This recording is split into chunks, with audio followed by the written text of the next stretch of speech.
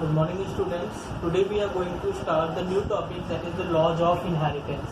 The laws of inheritance were given by the Mendel, okay? And actually Mendel gave only two laws, that is the law of dominance and law of independent assortment. Okay?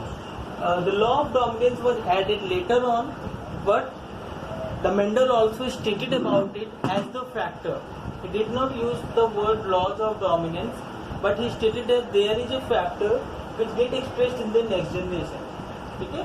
So Mendel ने basically कितने law दिए थे? Basically 2 law दिए थे, but बाद में इसे modify करके इन्हें मेंडल के 3 लॉज के नाम से जाना जाता है, the 3 laws of the Mendel और द लॉज ऑफ इनहेरिटेंस. क्योंकि ये जो मेंडल के लॉज थे ये इनहेरिटेंस को ही एक्सप्लेन करते थे, that how does the characters are going to be inherited in the next generation. ठीक है? So we are going to discuss about that. The first law, that is the law of dominance. Law of dominance states that the trait or the character of the parent is only get expressed in the next generation which is dominant over the other. Means parent का वो character जो कि next generation में show होता है और दूसरे other trait को, same trait के same allele को जो है कि hide कर देता है completely, तो वो कहा जाता है dominant. ठीक है? Similarly, second was the law of segregation. Law of segregation states that whatever the gametic constitution, whatever the allelic constitution of the parent का जो भी allelic condition हो, होमो हो, हेट्रो हो या हाइब्रिड हो, ठीक है, होमो डोमिनेंट हो या हेट्रो डोमिनेंट हो या फिर होमो रेसेसिव हो, at the time of gametogenesis उसके जो एलील्स होते हैं वो सेपरेट होने की, अलग होने की टेंडेंसी रखते हैं. वो क्या होते हैं? अलग होने की टेंडेंसी रखते हैं, सेपरेट होने की. That is the law of segregation. ठीक है? और सेग्रीगेशन के बाद फिर इंडिपेंडेंट असॉर्टमेंट होता है. ठीक, अभी तक के दोनों जो लॉज थे, law of segregation and law of dominance, ये दोनों मोनो हाइब्रिड क्रॉस के लिए भी एप्लीकेबल थे, और डाई हाइब्रिड क्रॉस यानी कि 1 कैरेक्टर या 2 कैरेक्टर या मोर देन 1 कैरेक्टर को हम कंसीडर करके अगर क्रॉस करा रहे हैं तो वहां भी ये एप्लीकेबल होते थे. But law of independent assortment ये बेसिकली डाई हाइब्रिड क्रॉस है उससे ज्यादा कैरेक्टर्स के लिए, यानी कि 2 कैरेक्टर्स है उससे ज्यादा कैरेक्टर्स को अगर हम कंसीडर करके प्रोसेस करते हैं तभी ये एप्लीकेबल होगा. ठीक है? Law of independent assortment state that कि जो भी एलील कॉन्स्टिट्यूशन में सेपरेट हुए हैं, जो भी एलील क्या है सेपरेट हुए गैमेटोजेनेसिस के टाइम में, वो रीयूनाइट होते हैं. मतलब उनका दोबारा से जब रीयूनियन होता है तो ऐसा कोई भी पेरेंटल कॉम्बिनेशन उसे इन्फ्लुएंस नहीं करता है, वो दोबारा से फ्रीली रीअरेंज होते हैं. वो दोबारा से फ्रीली क्या होते हैं? रीअरेंज होते हैं. सो it was the law of independent assortment. ठीक है?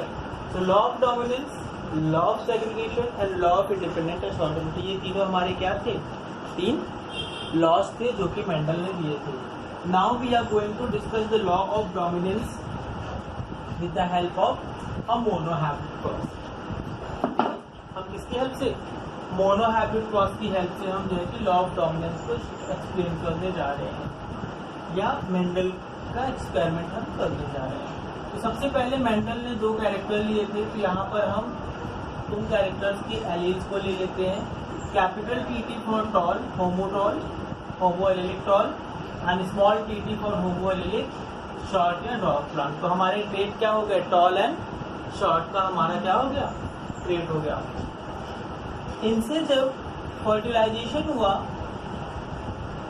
तो नेक्स्ट जनरेशन में हमारा कैपिटल टी स्मॉल टी का हमारा जो बना वो हाइब्रिड टॉल होता है, हाइब्रिड टॉल. ठीक है? यहाँ पर हमने इन्हें 4 कंसीडर किया कि ये हमारे कितने बनेंगे? 4 बनेंगे गैमेटिक कंसीडरेशन. फिर इनकी सेल्फ क्रॉस हुई, सेल्फ क्रॉस यानी कि सेल्फिंग हुई. सेल्फिंग का मतलब है कि F1 जनरेशन में प्लांट्स बने हैं, उन्हीं जनरेशन्स का, उन्हीं प्लांट्स का यूज करके, उन्हीं सीड्स का यूज करके हमने प्लांट ग्रो किया और उन्हीं से फिर हमने उनका पॉलिनेशन कराया. ठीक है? ये एक बाइसेक्सुअल फ्लावर है वैसे तो, बट हमने इसमें क्या किया?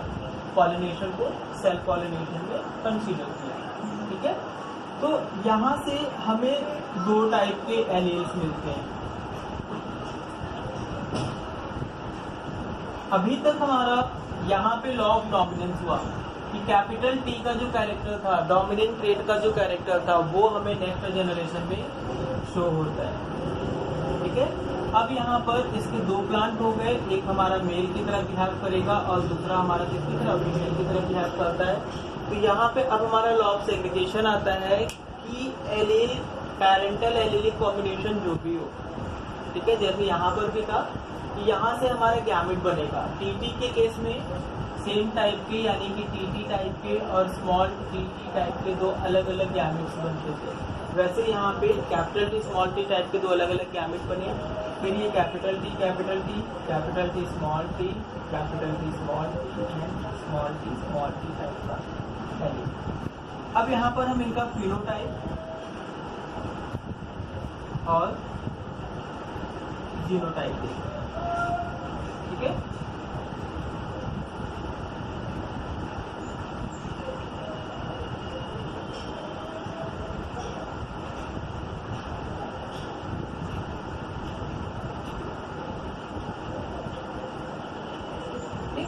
जीनोटाइप हमारा टॉल रेशियो, शॉर्ट या ड्वार्फ का 3:1 बनता है।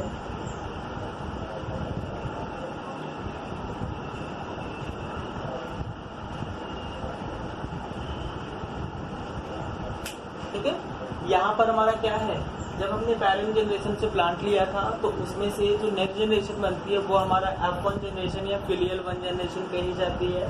ठीक है, सो उनमें जब हमने सेल्फिंग कराया, सेल्फिंग कराने से हमारा F2 जनरेशन में हमें जो फिनोटाइप और जीनोटाइप मिलता है, phenotype in the sense physical appearance, कि फिजिकली वो कैसा दिखेगा, कलर है, शेप है या अदर चीजें जो भी वो फिजिकली कैसी एक्सप्रेस हो रही है, वो हमारा क्या होता है, फिनोटाइप होता है। ऑन द अदर हैंड उसका जेनेटिक एक्चुअल कॉन्स्टिट्यूशन क्या है, एक्चुअल उसका कॉम्बिनेशन क्या है, वो हमारा क्या होता है, जीनोटाइप होता है। So when we are going to discuss, when we are going to observe, ठीक है, सो फिनोटाइप में हमारे टॉल, कैपिटल टी भी टॉल होगा, कैपिटल टी स्मॉल टी भी टॉल होंगे। क्यों? क्योंकि कैपिटल टी का जो ट्रेट है, यानी कि टॉलनेस का ट्रेट है, वो हमारा क्या है, डोमिनेंट ट्रेट था। ठीक है, तो इन्होंने ऑब्जर्व किया कि कैपिटल टी यानी कि टॉलनेस जो डोमिनेंट ट्रेट है वो 3 और जो रिसेसिव ट्रेट है वो 1 रेशियो में हमें मिलता है, यानी कि 3:1। यानी कि फ्रॉम ईच 100 प्लांट, अगर हमने टॉलनेस का कैरेक्टर लिया था, टॉलनेस और शॉर्टनेस का, जिसमें टॉल कैरेक्टर क्या है, हमारा डोमिनेंट कैरेक्टर है, तो टॉल कैरेक्टर हमारा 100 में से 75 प्लांट और शॉर्ट कैरेक्टर हमारा 100 में से 25 प्लांट्स जो है कि हमारे ऐसे कैरेक्टर के साथ मिलेंगे। लेकिन जब हम जीनोटाइप पे जाते हैं, कहाँ पे जाते हैं, जीनोटाइप पे मूव करते हैं, so we observe that at the genotype capital T is the 1, hybrid tall यानी कि pure tall was 1 and hybrid tall is the 2 and the pure short यानी कि pure recessive character is of 1। इनका ratio क्या हो जाता है, 1:2:1। ठीक है, अब दूसरी चीज आते हैं कि एग्जाम में इससे अक्सर क्वेश्चंस आता है, तो क्या करें कि हमारे कोई भी मार्क्स का डिडक्शन ना हो या मिनिमम मार्क्स का डिडक्शन हो, इन केस अगर होता भी है। तो सबसे पहले तो क्रॉस बनाया, क्रॉस बनाने के बाद self cross, parental generation, F1 generation, F2 generation, genotype और फिनोटाइप, ये चीजें मेंशन करना हमारे लिए कंपलसरी है। इट इज बेटर कि ऊपर हम लिख दें एक स्टेटमेंट में कि हमारा कैरेक्टर क्या क्या, हमने टॉलनेस और शॉर्ट या फिर जो भी ट्रेट या जो भी कैरेक्टर हमने डिसाइड किया है, ठीक है, उसको हम एक प्रॉपर वे में लिख दें। देन फिनोटाइप और जीनोटाइप जो आया, इसे भी हम लैंग्वेज के फॉर्म में प्रॉपर फिर आगे मेंशन कर दें। दूसरी चीज है कि हमने जो भी टॉल या शॉर्ट लिया है या फिर जो भी हमारा जीनोटाइप या फिनोटाइप है, केवल रेशियो ही नहीं लिखना है, कौन से कैरेक्टर्स हैं, कौन से ट्रेट हैं, उसे भी हमें क्या करना होगा, मेंशन करना होगा, सो दैट कि हमारे मार्क्स का कोई भी डिडक्शन ना हो। ठीक है, तो ये तो हो गया हमारा the phenomena of the dominance with the monohybrid cross. Monohybrid cross क्योंकि यहाँ पे केवल एक ही ट्रेट है, देयर इज ओनली 1 ट्रेट। ठीक है, so it was about the genotype, phenotype and other things.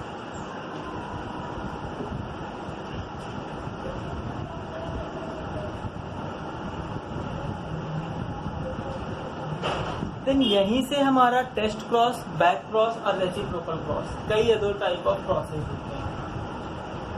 Test cross,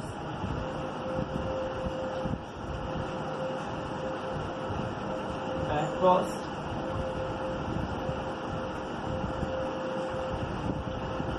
and reciprocal cross.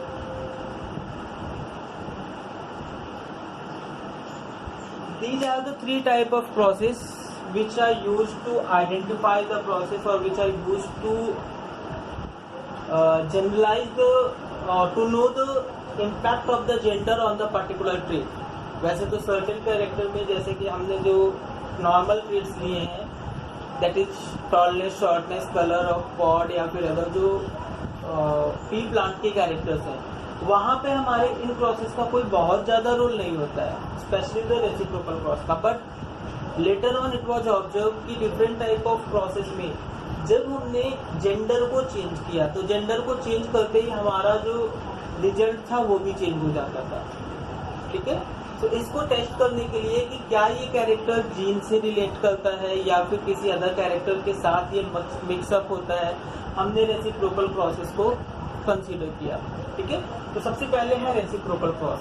Reciprocal cross के अंदर हम जेंडर चेंज कर देते हैं। In case of reciprocal cross the gender of the trait is got exchange. Just like in the previous experiment हमने tallness को male character और short plant को फीमेल कैरेक्टर लिया होगा, and we want to do the reciprocal cross. In that case reciprocal cross में जब हमने parental cross tall को डोमिनेंट लिया था और शॉर्ट को रेसेसिव लिया था, तो रेसिप्रोकल क्रॉस कराते टाइम हमारा टॉलनेस का कैरेक्टर किधर आ जाएगा, फीमेल की तरफ आ जाएगा, पहले अगर मेल की तरफ लिया था तो। ठीक है, और फिर हम प्रोसेस करेंगे तो सच काइंड ऑफ क्रॉस जो पेरेंटल एक बार हो चुका है और फिर जेंडर को चेंज करके हम जो क्रॉस करा रहे हैं टू चेक कि ये जेंडर से तो नहीं कनेक्टेड है, then it is the reciprocal cross. ये कौन सा क्रॉस हो जाता है, रेसिप्रोकल क्रॉस हो जाता है।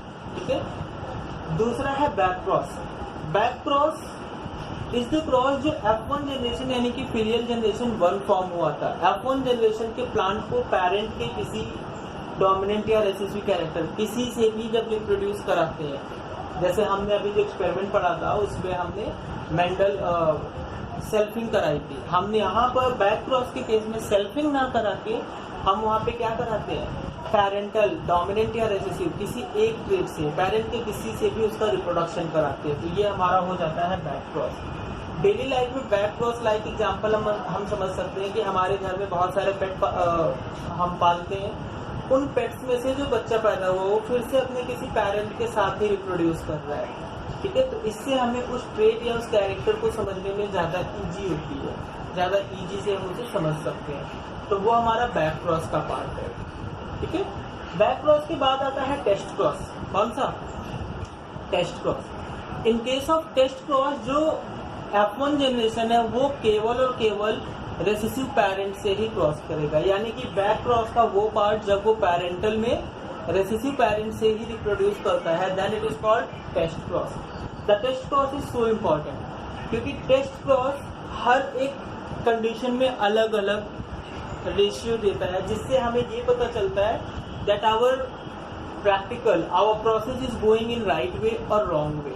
वो क्या है, राइट वे में जा रहा है या रॉन्ग वे में जा रहा है। ठीक है, कैसे जा रहा है, सो हम बात करते हैं कि F1 जनरेशन में हमारा जो हाइब्रिड बना था वो कैपिटल टी स्मॉल टी था। ये हमने मान तो लिया बट क्या रियल में यही बना है, वी डोंट नो। तो हमने इसे एक बार डोमिनेंट से और एक बार रेसेसिव पेरेंट से क्रॉस कराया। जब हम इसे डोमिनेंट से क्रॉस कराएंगे, ये कैपिटल टी हो तो भी यहाँ पे ऑल टॉल ही बनेंगे। ठीक है,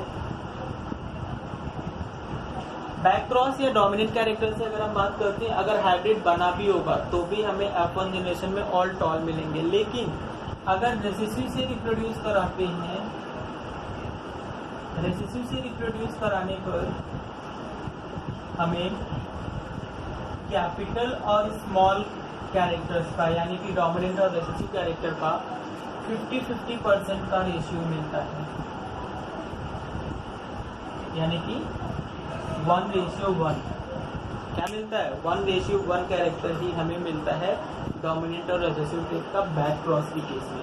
सो back cross sorry test cross के केस में, टेस्ट क्रॉस हमारा क्या है, मेल ये वाला है, ये हमारा बैक क्रॉस का पार्ट है, इस one is called the back cross. ठीक है, तो टेस्ट क्रॉस कराते ही हमें पता चल जाता है कि अगर F1 जनरेशन में हाइब्रिड बना है और हमने टेस्ट क्रॉस किया तो F2 जनरेशन में क्या बनेगा, 1:1 का हमें आंसर मिलेगा। ठीक है, यानी कि 50% जनरेशन टॉल कैरेक्टर की होगी, हाइब्रिड टॉल की होगी, और 50% जनरेशन क्या होगी, इसकी होगी शॉर्ट। तो अब यहाँ से हम कंफर्म है कि अब यहाँ पे जो प्लान बना है ये कैसा होगा, हाइब्रिड टॉल ही होगा। तो हम यहाँ से फिर से अपना नॉर्मल प्रोसेस कंटिन्यू कर सकते हैं। ठीक है, तो ये हमारा टेस्ट क्रॉस का क्या है, इम्पोर्टेंस है। Thank you.